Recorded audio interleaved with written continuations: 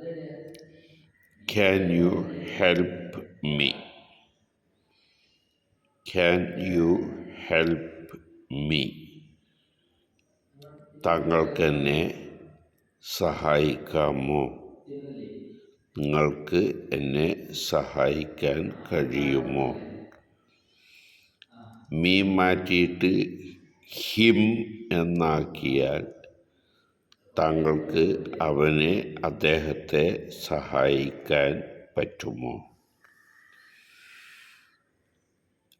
അതേപോലെ മീ മാറ്റിയിട്ട് ഹെർ എന്നാക്കിയാൽ നിങ്ങൾക്ക് ആ പെൺകുട്ടിയെ സഹായിക്കാൻ കഴിയുമോ എന്ന് അർത്ഥം ലഭിക്കും. അതുപോലെ വേണ്ടത്